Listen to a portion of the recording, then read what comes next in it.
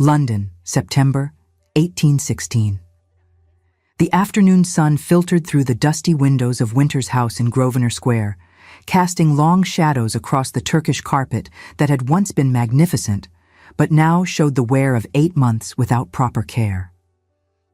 Lady Sophia Winters sat at her late father's mahogany desk, the leather-bound ledger open before her, and confronted the numbers that would destroy everything she had ever known. £40,000 in gaming debts. The Hampshire estate already sold to satisfy the most pressing creditors. 6 weeks until Michaelmas, when this London house would be surrendered, and her 3 younger sisters would face a world that devoured young women without fortune or protection.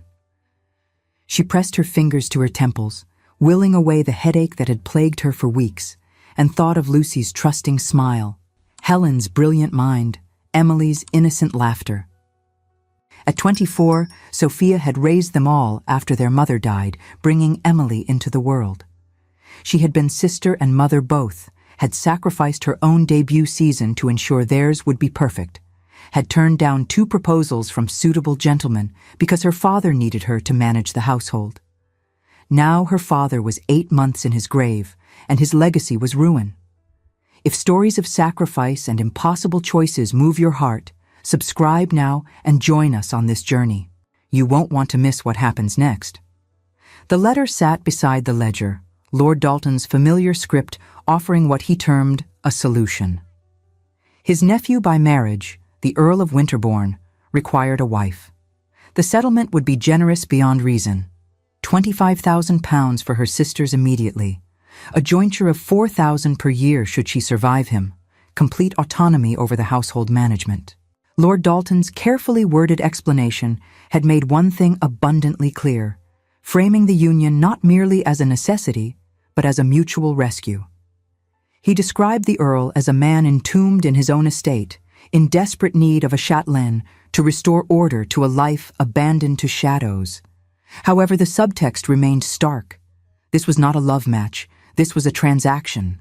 The Earl of Winterbourne was 32 years old, had killed his closest friend and cousin in a duel 4 years prior, and had lived in self-imposed exile in Cumbria ever since. His former betrothed, the dead man's sister, had broken their engagement within days of the tragedy. Society called him the cursed Earl. He sought a wife to manage his households and eventually provide an heir, nothing more. Sophia closed the ledger with trembling hands. She thought of Lucy, sweet and trusting, who would be sent to some cruel household as a governess, her gentle spirit crushed by thankless labor. She thought of Helen, brilliant and observant, who would wither as a poor relation in some distant cousin's home, her sharp mind dulled by embroidery and false pleasantries. She thought of Emily, barely 16, who would be devoured by a world that showed no mercy to beautiful girls without protection. The choice was no choice at all. She reached for her writing desk and began composing her acceptance before she could reconsider. Her hand remained steady as she sealed the letter, though her heart hammered against her ribs like a trapped bird. She would not tell her sisters until after the arrangements were finalized. Let them have a few more weeks of hope before they learned the price of their security. Lord Winterbourne arrived 3 days later at precisely 3 o'clock in the afternoon. Sophia had sent her sisters on an errand to Bond Street, ostensibly to select ribbons they could scarcely afford, ensuring she would face this interview alone. Mrs. Fielding, their aging housekeeper, announced him with visible trepidation. The Earl's reputation had preceded him even into the servants' quarters. He was taller than Sophia had imagined, perhaps 6 feet, with dark hair showing threads of premature silver at the temples. His face held an austere handsomeness, all sharp angles and controlled strength, marred by a thin scar along his jaw that spoke of violence survived. But it was his eyes that arrested her, storm gray and holding such profound pain that she forgot to curtsy for a full 3 seconds. He executed a perfect bow, his movements suggesting military precision despite a barely perceptible hesitation in his left leg. Peninsula War veteran, Lord Dalton had mentioned. The injury was subtle, but permanent. Lady Sophia! His voice was deeper than she expected, roughened as though from long disuse. I apologize for the directness of this interview. Lord Dalton has informed me of your circumstances, and I believe there is little purpose in dancing around the nature of this proposal." She gestured toward the worn settee, grateful for his bluntness. False courtship would have been unbearable. "Please sit. May I offer tea?" "Thank you. No." He remained standing until she settled into the chair opposite, then took his seat with the same controlled precision. "I require a wife to manage my households, both in London and at Winterbourne Hall in Cumbria. I will eventually require an heir, though there is no immediate urgency in that matter. In exchange, I offer £25,000 to be settled upon your sisters immediately, ensuring their futures and dowries. You will receive a jointure of £4,000 per year should you survive me, and complete autonomy over household management." He paused, his grey eyes meeting hers with unflinching directness. "I spend the majority of my time at Winterbourne Hall. I do not require you to entertain, participate in society, or perform any of the usual social obligations expected of a countess. I prefer solitude and will not burden you with unwanted company. This is a marriage of convenience, Lady Sophia, but I expect you to fulfill all duties as my wife in every respect." The heat that flooded Sophia's cheeks was mortifying, but she maintained her composure. She understood precisely what was being purchased, and the terms being laid bare. Before she could formulate her response, the drawing-room door burst open. Emily, having apparently escaped Mrs. Fielding's supervision, swept in with her arms full of ribbon samples and her face alight with the sort of excitement only a 15-year-old could muster over something so trivial. "Sophia, you simply must see these. The shopkeeper said the rose would complement my complexion perfectly, and I thought perhaps for Helen's birthday we might." She stopped mid-sentence, her smile freezing as she registered the stranger in their drawing-room. The ribbons slithered from her arms in a cascade of silk, pooling at her feet in a rainbow of forgotten color. Lord Winterbourne rose immediately, executing another perfect bow. "You must be Miss Emily. Lord Dalton spoke of your fondness for natural history." A striking change came over his features. The harsh lines softened, the pain in his eyes receding as he observed Emily. He crossed to where the ribbons had fallen and began gathering them with surprising care, presenting them back to her with grave courtesy rather than condescension. "I particularly admire this azure. It reminds me of the bluebells that carpet the woods near Winterbourne Hall each spring." "Have you ever seen a proper bluebell wood, Miss Emily?" Emily's natural exuberance reasserted itself. "Oh, no, my lord, never. Are they truly as beautiful as the poets claim? And is it true that robins nest among them? I found a robin's nest in our garden last spring, you see, and I watched the eggs hatch and the chicks fledge, and it was the most marvelous thing." She continued speaking, her words tumbling over each other in her enthusiasm, and Lord Winterbourne listened with what appeared to be genuine attention. He asked questions about her observations, nodded at her descriptions, and for several minutes became fully engaged in a conversation about garden birds with a 15-year-old girl. Sophia watched, transfixed, as warmth flickered across his austere features. She glimpsed, for just a moment, the man he must have been before tragedy carved those lines into his face and buried that light beneath layers of controlled isolation. Then Emily paused for breath, and reality reasserted itself. Lord Winterbourne's expression shuddered, the walls slamming back into place with almost audible force. He turned to Sophia with renewed formality. "I should not impose further upon your afternoon. If you find my terms acceptable, Lady Sophia, my solicitor will call tomorrow to finalize the arrangements. The settlement for your sisters can be completed within the week, and I would propose we marry once the banns have been read, 3 weeks hence." His gaze held hers, and she saw something flicker in those grey depths. Not hope, precisely, but perhaps a question. "Are you certain? Can you truly accept what I offer, knowing what I am?" She rose, her spine straight, her decision made 8 months ago when her father took his own life rather than face his creditors. "Your terms are acceptable, Lord Winterbourne. My solicitor will be available to meet with yours at your earliest convenience."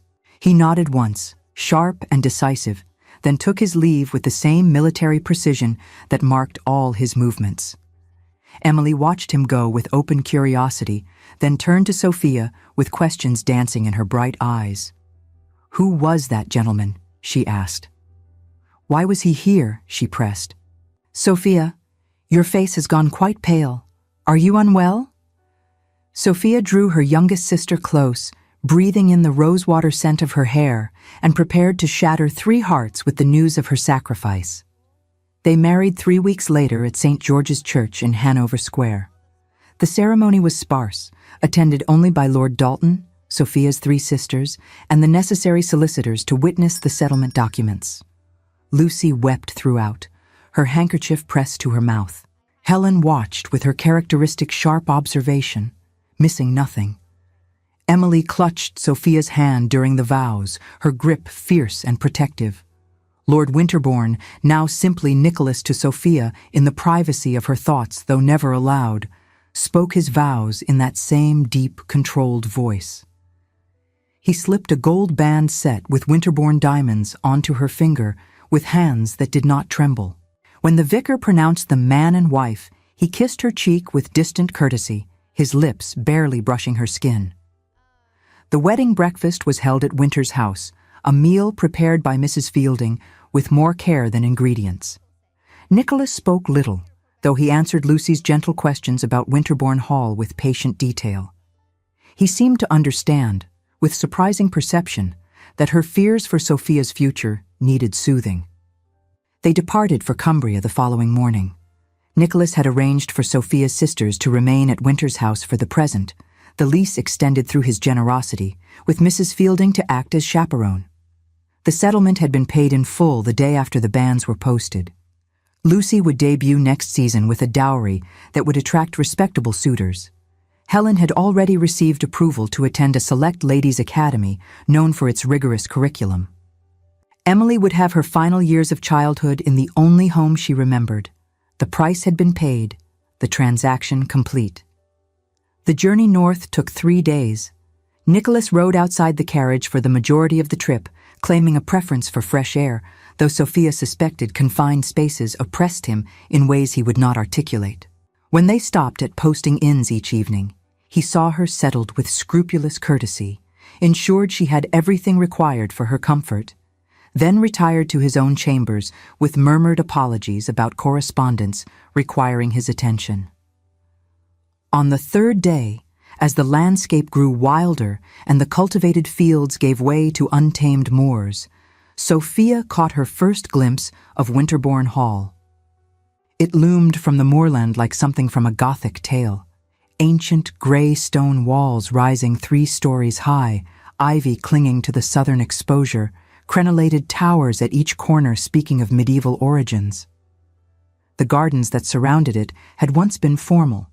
She could see the ghost of geometric patterns in the overgrown hedgerows, but time and neglect had allowed nature to begin asserting its wild dominion over the once ordered boxwoods. It should have been forbidding. Instead, Sophia found it achingly beautiful. The household staff assembled in the entrance hall to greet their new mistress. Mrs. Blackwood, the housekeeper, was perhaps 50 years of age with steel-gray hair and kind eyes that assessed Sophia with the frank appraisal of someone who had seen much and judged little. She curtsied with genuine respect rather than mere duty. "Welcome to Winterbourne Hall, my lady. We are honored to have you here." The other servants echoed her welcome. Sophia noted how their eyes went to Nicholas with something beyond the usual deference due an employer. There was concern there, and fierce loyalty, the sort that came only from having witnessed someone at their worst and choosing to stand beside them regardless. Nicholas handed her into Mrs. Blackwood's capable care with the same distant courtesy that had marked their entire acquaintance. "Mrs. Blackwood will show you to your apartments and help you settle. I trust you will find everything satisfactory. If you require anything, you need only ask." He bowed, then disappeared into what she would later learn was his study. closing the heavy oak door with a finality that suggested she should not expect to see him again that evening. Her apartments occupied the entire eastern wing of the second floor. The Countess's suite had not been occupied in decades, Mrs. Blackwood explained, as she opened doors to reveal rooms that took Sophia's breath away. The bedchamber was vast, with windows overlooking the wild moors and a 4-poster bed hung with emerald velvet. An adjoining sitting room held a pianoforte, bookshelves, and furniture that managed to be both elegant and comfortable. "The Earl had everything fitted up when he knew you were coming, my lady," Mrs. Blackwood said, pride evident in her voice. "He personally selected the pianoforte, said he remembered Lord Dalton mentioning your fondness for music." That small detail, that unexpected consideration, caused an uncomfortable tightness in Sophia's chest. She pressed her hand against her breastbone, willing away the sensation. A connecting door led to what could only be the Earl's chambers. Mrs. Blackwood followed her gaze and cleared her throat delicately. "His lordship's apartments, my lady. The door is never locked, should you need anything during the night." The implication hung in the air between them. Sophia's cheeks heated, but she merely nodded her understanding. The first weeks established a careful choreography. They met in the breakfast room where the atmosphere permitted a comfortable silence, Nicholas reading his correspondence while she poured tea, suggesting a domestic intimacy developing within the formality. Dinner was served at 6, and he occasionally joined her in the drawing room for an hour after the meal. His conversation was unfailingly courteous, focused on household matters or local concerns, never venturing into anything personal. He asked about her comfort, whether the staff attended her satisfactorily, if there was anything she required. He never touched her beyond the occasional formal gesture, offering his arm when propriety demanded. He never visited her chambers, though that connecting door remained unlocked. Sophia threw herself into managing the household with the same focused determination she had once applied to raising her sisters.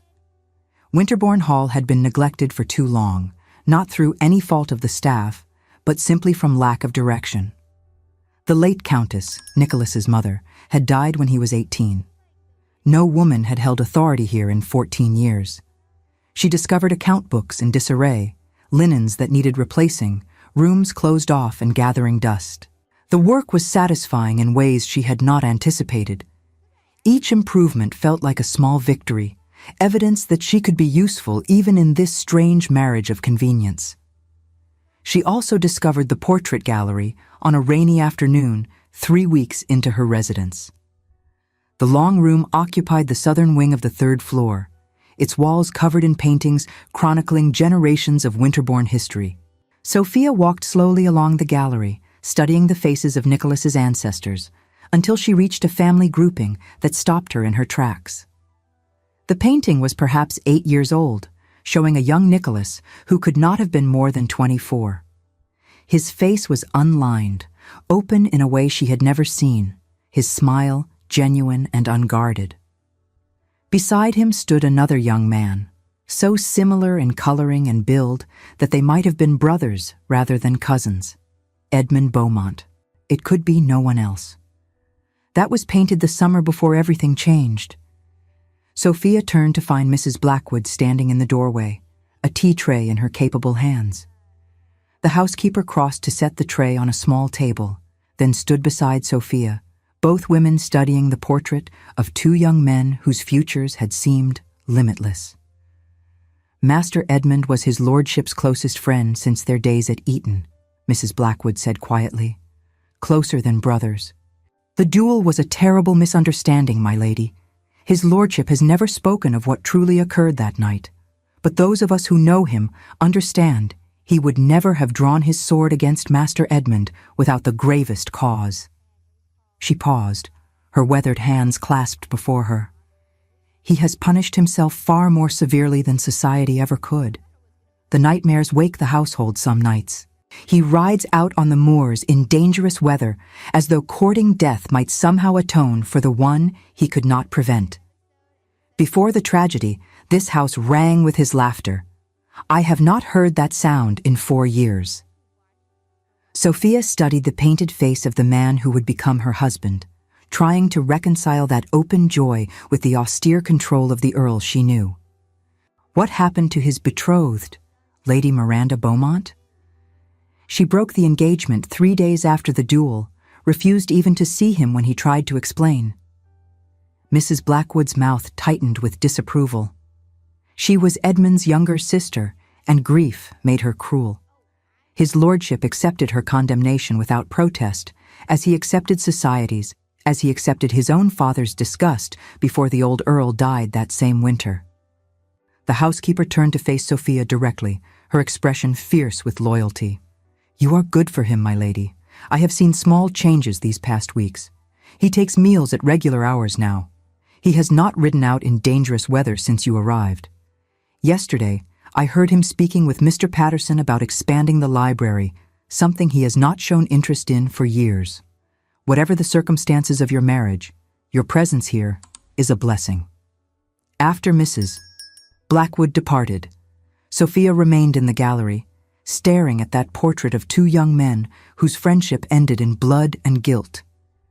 She thought of the man who slept in the adjoining chambers, but never crossed the threshold. The man who treated her with distant courtesy, but ensured her every comfort. The man who had softened so completely when Emily babbled about robins, revealing glimpses of who he had been before tragedy reshaped him. She had married him to save her sisters. She had not expected to care what became of him. That realization should have frightened her. Instead, it settled over her heart like the first snow of winter, inevitable and transforming everything it touched. The rhythm of life at Winterbourne Hall gradually became familiar. Sophia rose early, attended to correspondence and household matters through the morning, took walks on the moors when weather permitted. She played the pianoforte each afternoon in her sitting room, finding solace in Mozart and Handel. She did not know for several weeks that Nicholas arranged his schedule to be nearby during those afternoon hours. Did not realize he positioned himself in the library or his study, close enough to hear the music filtering through the ancient walls, maintaining the careful distance his conscience apparently demanded while seeking whatever comfort her playing provided. It was Mrs. Blackwood who finally mentioned it, casually noting how pleasant it was to hear music in the house again, and how his lordship had taken to working in the library rather than his study during the afternoons. "Says the light is better for reading," the housekeeper added with a knowing smile. "Though I notice he sits in the chair nearest the wall you share, my lady, and he never turns pages during your performances." That evening, emboldened by this intelligence, Sophia took her courage in both hands. When Nicholas rose to depart the drawing room at his usual hour, she spoke before fear could silence her. "Would you care to remain, my lord? I thought I might play for a while, and you are welcome to stay if the music would not disturb your reading." He froze mid-bow, his expression unreadable. For a long moment, she thought he would refuse with his typical polite excuse. Then his shoulders relaxed fractionally, and he inclined his head. "I would be honored, my lady. Thank you." He settled into the chair by the fire while she crossed to the pianoforte, hyper-aware of his presence in a way that made her fingers clumsy on the keys. She began with Bach, something technically demanding that required her complete concentration, and gradually lost herself in the familiar patterns. The music filled the room, not merely as notes on a page, but as an emotional language that spoke the words they could not say. It vibrated through the floorboards and hung in the dusty air, a bridge spanning the silence between them. When she finished the piece and turned, she found Nicholas watching her with an expression of such naked longing that her breath caught. He seemed unaware of his lapse, the careful control stripped away by the music's power, and in that unguarded moment, she saw the depth of his isolation, his hunger for connection, his fear of reaching for something he believed he did not deserve. Then he blinked, and the walls slammed back into place. He rose with his usual careful precision. That was extraordinary. "Thank you for allowing me to listen. I should not keep you further. Good evening, Lady Sophia." He was gone before she could respond, leaving her alone with the echoes of both music and that brief glimpse of the man behind the armor. December arrived with frost, painting the moor grasses silver and a bitter wind that whistled through even Winterbourne Hall's thick walls. Sophia invited her sisters for Christmas, knowing Nicholas would not object to guests who kept to the family wing and made no social demands. Their arrival transformed the ancient hall. Lucy's gentle warmth and Helen's sharp observations and Emily's exuberant youth breathing life into rooms that had been too quiet for too long.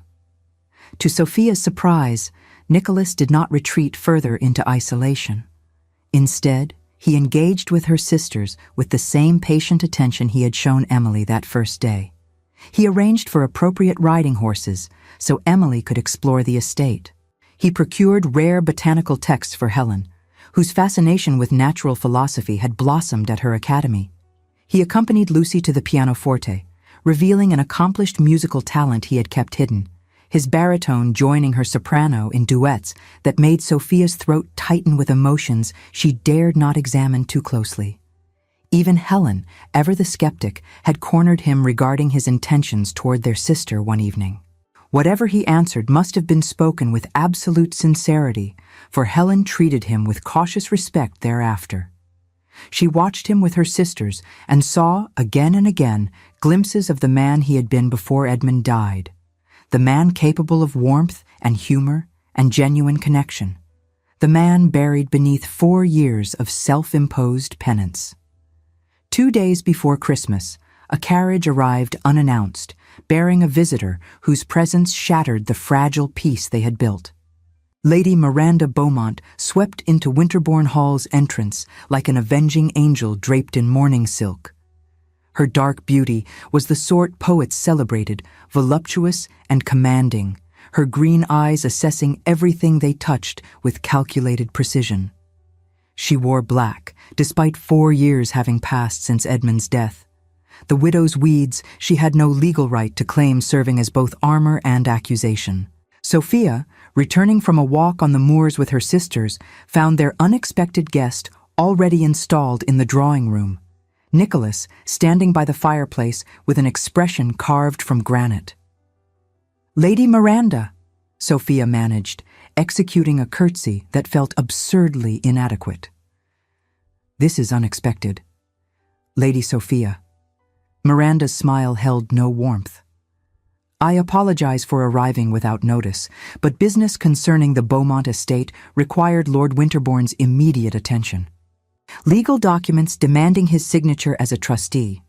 I thought it more efficient to bring them myself rather than entrust such sensitive matters to the post." Her explanation was perfectly reasonable, yet the proprietary air she adopted suggested she felt more at home in this room than the current countess. Sophia felt her sister's curious stares, saw the tension in Nicholas's shoulders, and summoned her breeding. "Of course. One wonders at the urgency that compelled such a journey in winter, but you must be exhausted. I will have Mrs. Blackwood prepare chambers for you. Will you be staying long?" "Perhaps through Christmas, if it would not be an imposition." Miranda settled onto the settee with proprietary ease. "It has been too long since I was here, and there is much Nicholas and I need to discuss." The use of his given name, spoken with such casual intimacy, sent a blade of something uncomfortably like jealousy through Sophia's chest. She ignored the sensation, focused on arranging hospitality with the skills that had sustained her through years of social necessity. Dinner that evening was an exercise in careful conversation. Miranda dominated the table with stories of London society, the latest scandals, the most fashionable gatherings. She spoke of shared memories with Nicholas, of Edmund and their youth, of traditions they had once expected to continue. She delivered polite barbs regarding the rustic isolation of the North, subtly undermining Sophia's position, while Sophia responded with chilled, impeccable politeness that asserted her authority over the household without breaching etiquette. Sophia's sisters tried valiantly to contribute, but they were outmatched by Miranda's sophisticated confidence. Nicholas said little, his responses brief and carefully neutral, but his very silence felt like betrayal. After the meal, when Lucy, Helen, and Emily prudently retired early, Sophia found herself excluded from the drawing room where Nicholas and Miranda remained to discuss the Beaumont estate documents. She told herself this was perfectly proper, that she had no claim to involvement in matters predating her marriage, that her growing unease was simply exhaustion from playing hostess to an unwelcome guest. But when she passed by the study an hour later, the door slightly ajar, she heard Miranda's voice and could not force herself to move past. "I was wrong, Nicholas. So terribly, unforgivably wrong." Miranda's words carried the weight of rehearsed emotion. "I have come to understand, through years of grief and reflection, that Edmund's death was not your fault. You did what honor demanded, what any gentleman would have done. I erred catastrophically in breaking our engagement, in adding my condemnation to society's, in abandoning you when you needed support most desperately." Sophia's hand pressed against the door frame, her knuckles white. "That is generous of you to say, Miranda, but unnecessary." Nicholas's voice was low, harder to hear. "What happened 4 years ago cannot be undone. You followed your heart and your grief. I do not fault you for either. But I fault myself." The rustle of silk suggested movement, Miranda rising perhaps, crossing toward him. "I have spent 4 years in mourning, not just for Edmund, but for what we lost, Nicholas, the future we planned, the love we shared. I realize now that love has not diminished, not truly. It has endured despite time and distance and all the pain between us. I still love you. I have always loved you, and I know in my heart that you feel the same." Sophia waited, her entire body taut as a drawn bowstring, for Nicholas to deny it, to speak of his marriage, of changed circumstances, of the impossibility of what Miranda suggested. Instead, silence stretched between them like a chasm. When Nicholas finally spoke, his voice was too quiet for Sophia to discern the words, but his tone unmistakably gentle, perhaps even tender. She turned and fled before she could hear more, her slippers silent on the Turkish runner as she navigated corridors she had memorized in darkness. She did not flee to her chambers, but to the conservatory at the far end of the house, a glass-walled sanctuary where tropical plants survived despite Cumbria's bitter winters through some combination of clever design and stubborn will. She sank onto a bench beneath a potted palm, her hands pressed to her chest. She had received exactly what she bargained for, yet the sting of betrayal was sharper than any blade. Love had never been part of their agreement, but she had been foolish enough to let it grow in the silence between them. The conservatory door opened. Sophia looked up, expecting Mrs. Blackwood or perhaps one of her sisters, and found Nicholas silhouetted against the lamplight from the corridor. He stepped inside, closing the door behind him, his movements careful, as though approaching something wild that might bolt. "Sophia, I saw you pass the library. I wanted to ensure you were well." "Perfectly well, my lord." Her voice sounded distant even to her own ears, frost coating each syllable. "I required some air. The drawing room was rather warm." He studied her face, his gray eyes shadowed in the dim light filtering through glass walls. "Did you hear what passed between Miranda and myself?" Honesty had always been Sophia's weakness. Some of it. Enough. "I see." He crossed to stand before the windows overlooking the darkened moors, his hands clasped behind his back in that military posture he adopted when troubled. "Then you deserve an explanation." "I deserve nothing beyond what our marriage contract stipulates, my lord." The formality was intentional, a return to the careful distance they had maintained before music and shared meals began eroding her defenses. "Your past with Lady Miranda is none of my concern. It is, however, if her presence causes you distress." He turned to face her, his expression unreadable. "Miranda came with an offer I had not anticipated. She has connections within the church through her family, powerful connections that could arrange an annulment on the grounds that our marriage has not been properly consummated." The words landed like physical blows. Sophia felt the blood drain from her face, her hands tightening on the bench until her knuckles ached.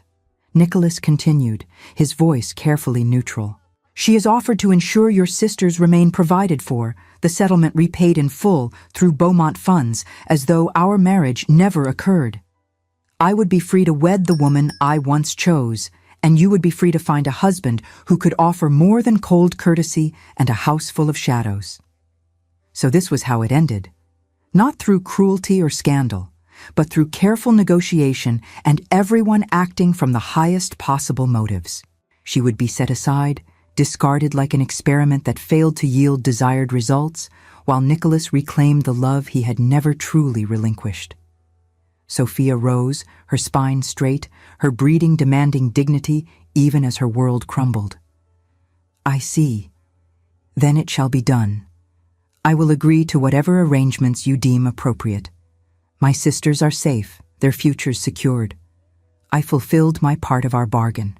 That you would see me comfortably settled afterward is generous beyond expectation. She moved toward the door, needing to escape before the tears threatening to unmake her could fall.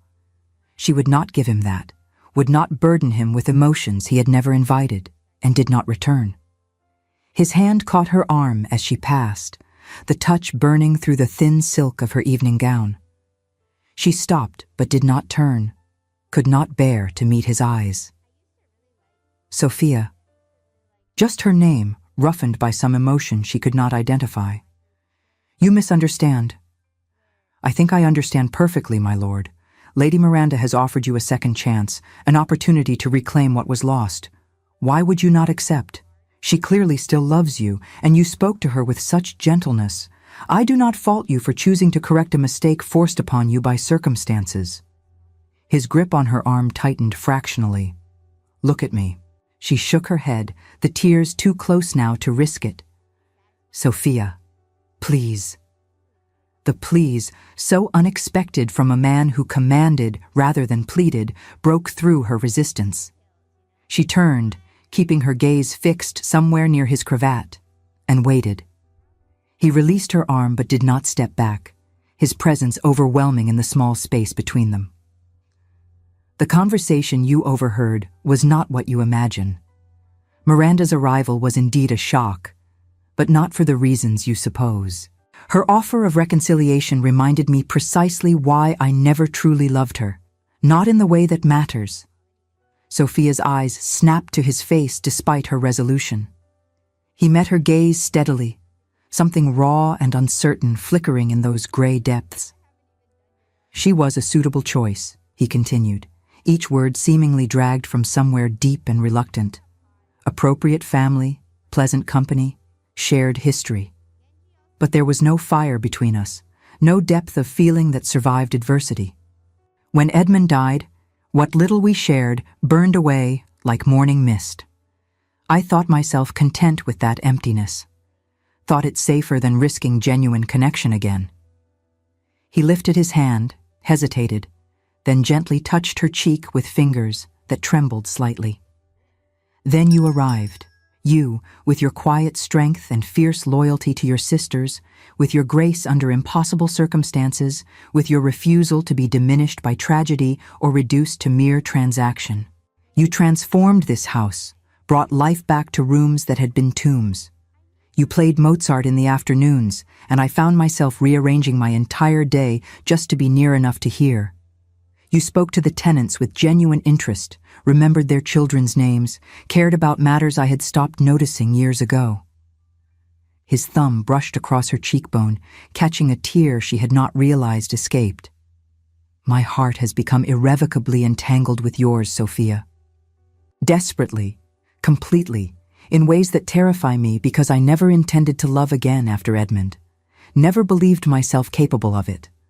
I kept my distance from fear, not indifference. Fear that you would turn away if you knew the depth of my feelings. Fear that I would destroy the fragile peace we had built. Fear that I was too damaged, too stained by guilt and tragedy to deserve the light you brought into my darkness. Sophia could not breathe, could not think beyond the impossible words he was speaking, the impossible hope unfurling in her chest. The night of the snowstorm, he continued, his voice dropping to barely above a whisper. "When I thought I had lost you, when I found that overturned carriage and saw blood on your face, something inside me shattered completely. I realized in that moment what I had been denying for months. You are not a transaction, or a convenience, or a solution to loneliness. You are everything I never dared hope for, and infinitely more than I deserve." His forehead came to rest against hers, his eyes closing as though the contact pained him. When Miranda arrived speaking of second chances, my first thought was not of what we once shared, but of you. Of how every word she spoke, every memory she invoked, only emphasized how little I had felt for her compared to what I feel for you. The conversation you heard was me telling her, as gently as I could manage, that my heart belongs entirely to my wife. That I wish her well, but can offer nothing beyond distant friendship. That the man she remembers died with Edmund, and the man I am now loves someone else with depth that leaves no room for anything else. Sophia's hands came up to grip his coat, anchoring herself against the tide of emotion threatening to sweep away all her careful control.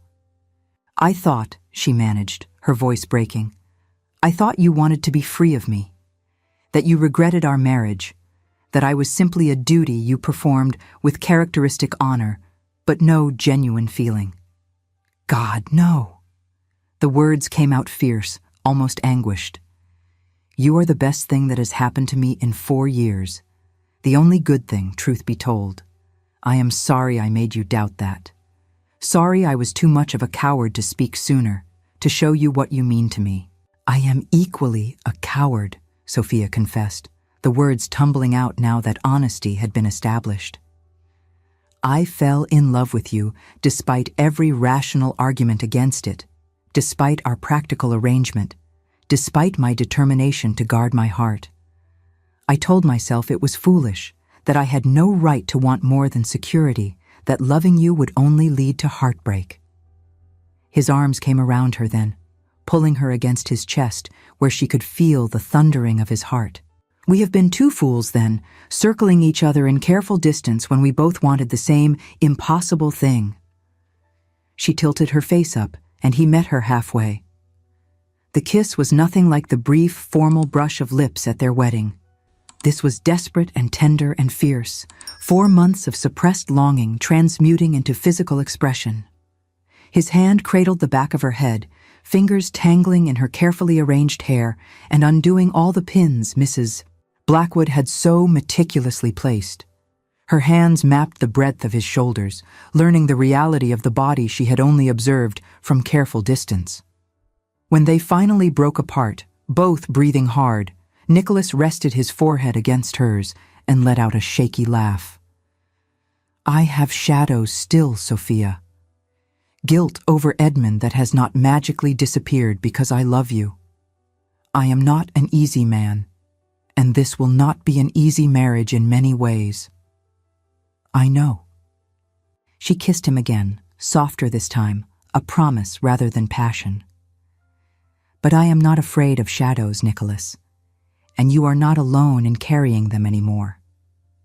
They stood together in the conservatory's warm dimness, two people who had married for the wrong reasons, discovering they had found the right person regardless.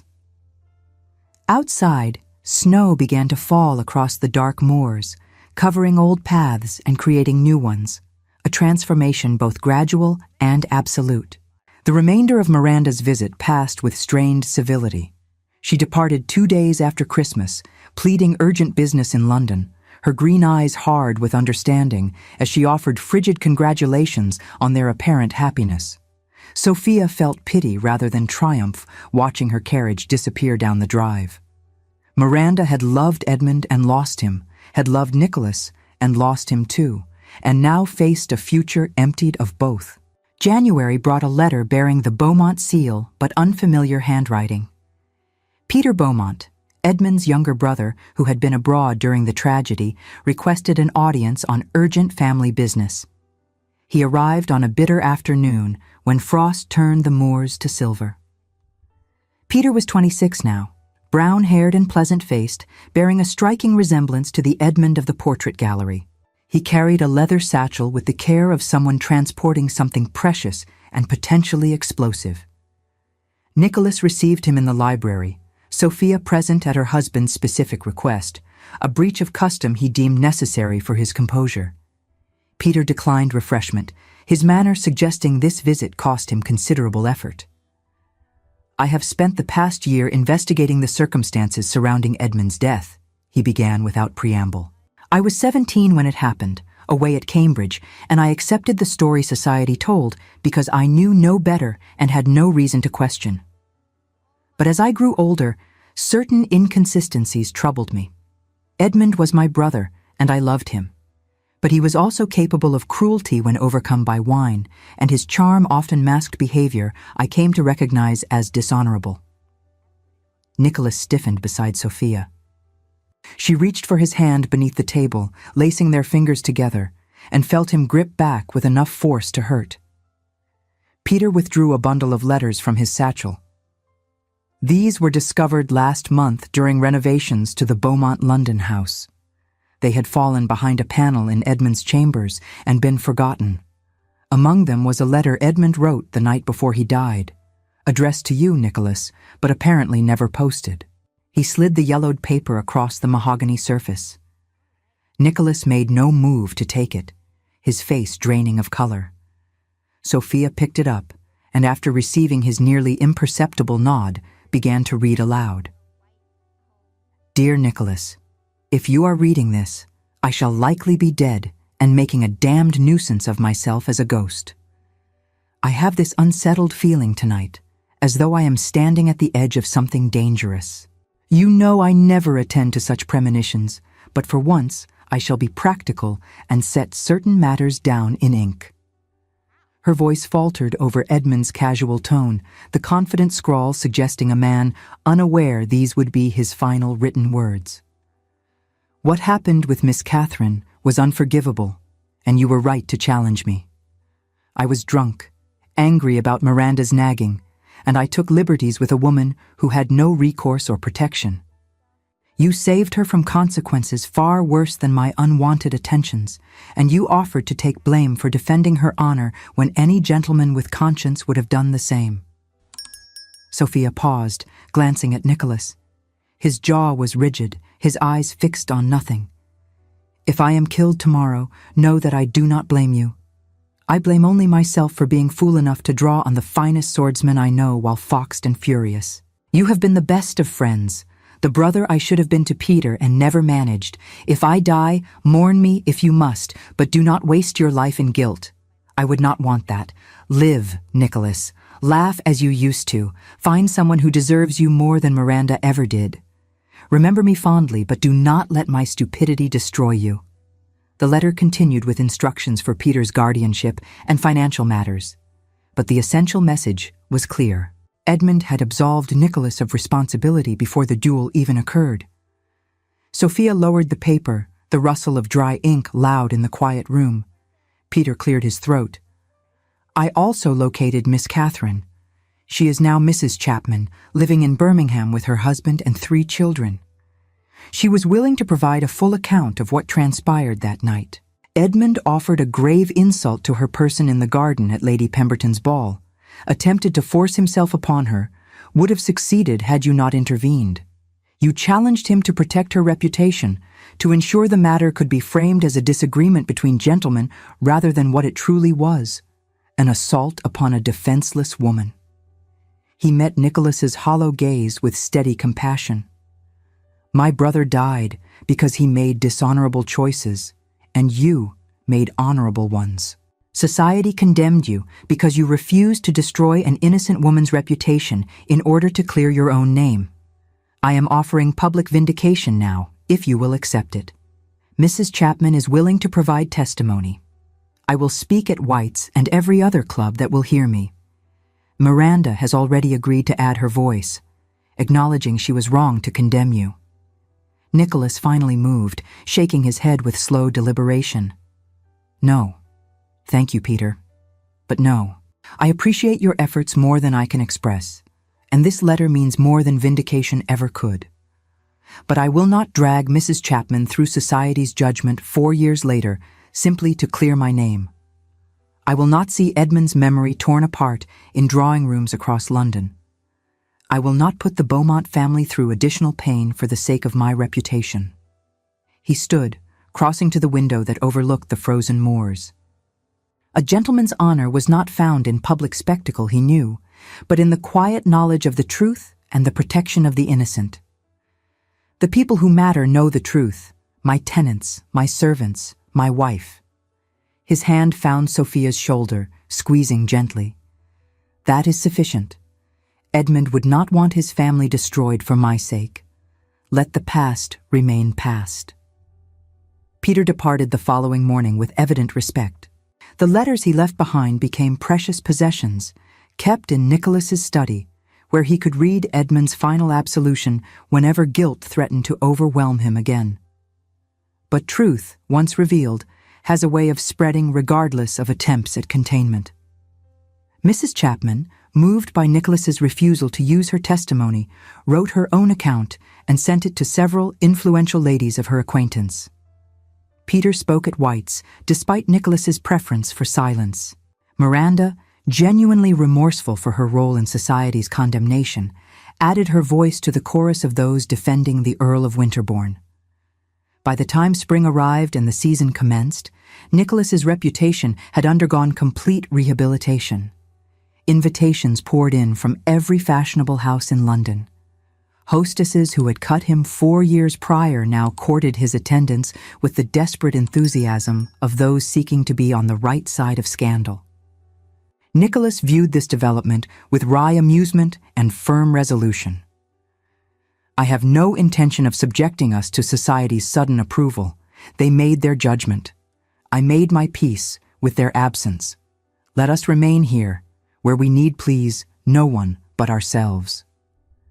But Sophia, with the strategic mind that had once managed a household on no income, and 3 sisters on non-existent prospects, saw opportunity. One exception, she suggested one evening as they sat together in the library, his head in her lap as she ran her fingers through his hair. The Beaumont ball in May. Your cousin, twice removed, Lady Beatrice Beaumont, maintains the family tradition. One appearance to show society you survived their censure and found happiness despite their best efforts to destroy you. I care nothing for society's opinion. I know, but I care for the symbolism. We began this marriage as a transaction. Let us show the world what it became instead. Let them see that love can grow in the most unlikely soil when properly tended. He turned his head to look up at her, his gray eyes holding the warmth she had once thought impossible. You simply want to dance with me. Admit it.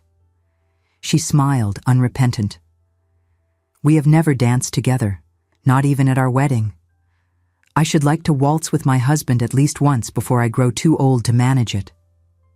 You could never be too old to manage anything.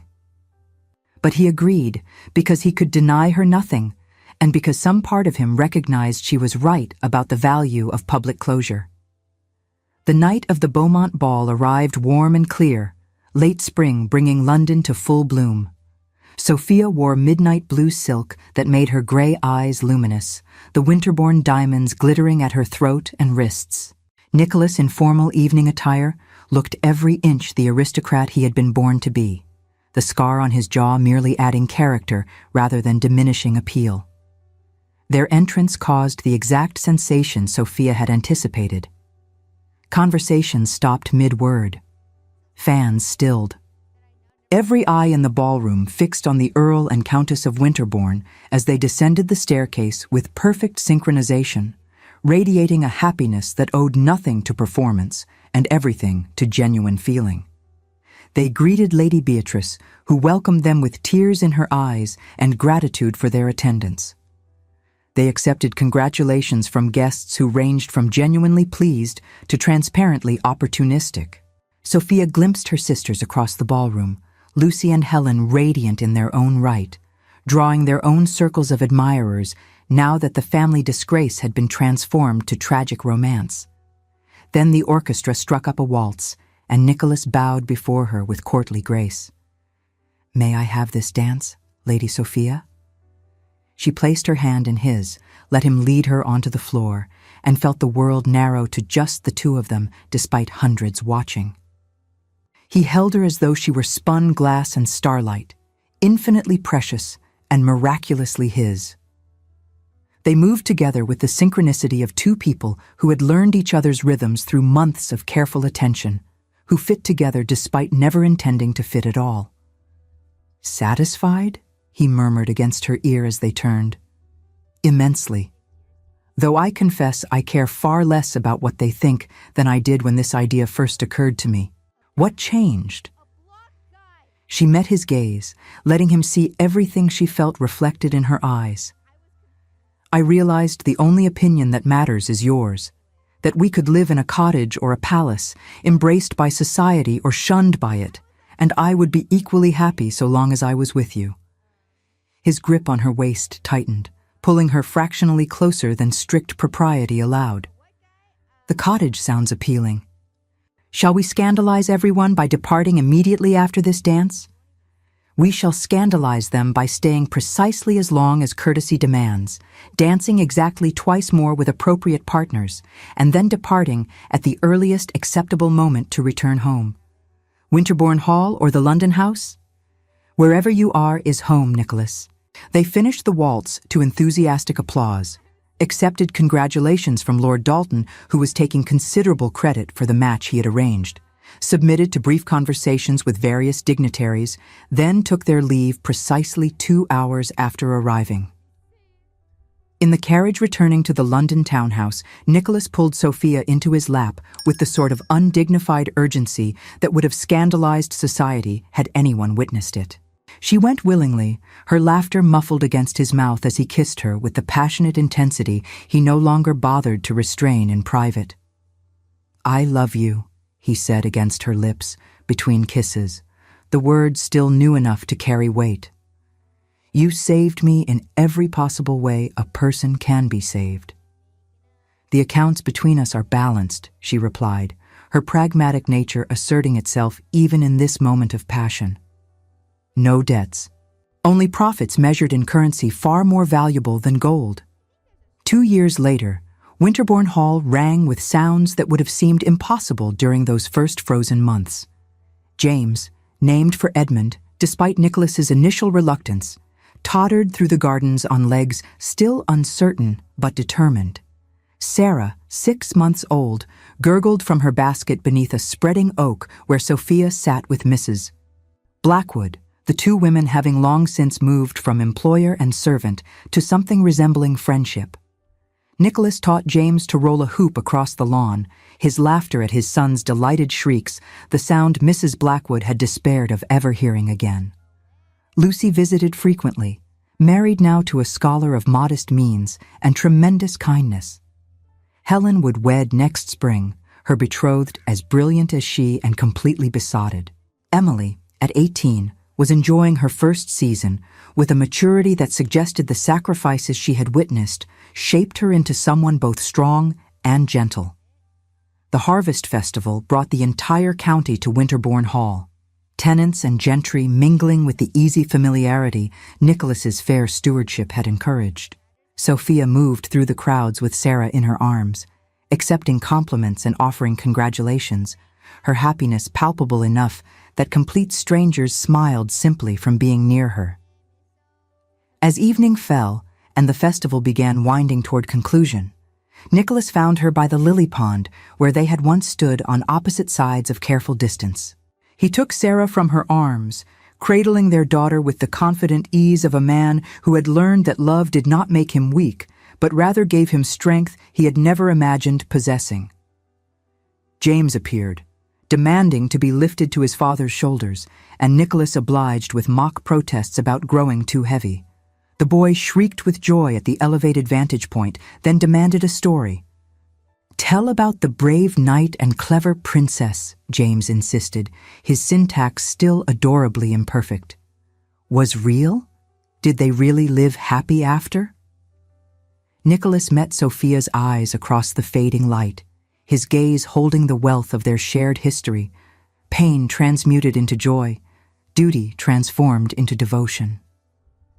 "Yes," he said, pulling Sophia against his side with his free arm, their family united in the sort of casual intimacy that had once seemed impossible. Sometimes, when people are very fortunate and very brave, they really do live happily ever after. Not because life becomes easy or perfect, but because they find someone whose love makes even the difficult parts worth enduring. James considered this with the seriousness only a 3-year-old could muster. "Like you and Mama." "Exactly like Mama and me." Nicholas pressed a kiss to Sophia's temple, then to Sarah's downy head, then reached up to ruffle James's hair. "We were both lost, your mother and I, wandering separate paths through darkness. Then we found each other, quite by accident, and suddenly the darkness was not quite so dark anymore." Sophia leaned into her husband's solid warmth, watching the last rays of sunlight paint the ancient stones of Winterbourne Hall in shades of amber and rose. She thought of that terrified woman who had accepted a transaction to save her sisters, who had expected duty and received devotion, who had stumbled into love while trying merely to survive. "No regrets?" Nicholas murmured, low enough that only she could hear. "Not a single one." She turned her face up for his kiss, gentle and brief with their children present, but holding promise of more thorough expressions later when they were alone. "Though I confess, I never expected a business arrangement to yield such extraordinary dividends." His laughter rumbled through his chest, rich and unrestrained and free. "Only you would describe our love in financial terms." "I am a practical woman, my lord. I assess the value of my wager with considerable care." She smiled up at him, gray eyes meeting gray eyes, two souls who had found each other against all probability and chosen, again and again, to stay found. "And I can report with complete confidence that this particular union has exceeded all expectations most spectacularly." James demanded another story. Sarah began fussing for her evening feeding. The festival continued its gentle dissolution around them as tenants departed for homes filled with the harvest's bounty, as stars emerged above the darkening moors, as Winterbourne Hall settled into its ancient stones with the peace of a place finally, completely, home to those who dwelt within. They had begun as strangers bound by necessity, became partners through careful negotiation, and transformed into lovers through the stubborn insistence that even the most practical arrangement could bloom into something extraordinary. They had found their way to that rare and precious place where the best stories always end, not in perfection, for life granted no such thing, but in a love that was real and chosen and fought for, and therefore infinitely more valuable than any fairy tale. Thank you so much for staying with us until the end. If this story touched your heart, please like, subscribe, and share with someone who needs to hear it. Your support helps us continue creating stories of love, resilience, and hope.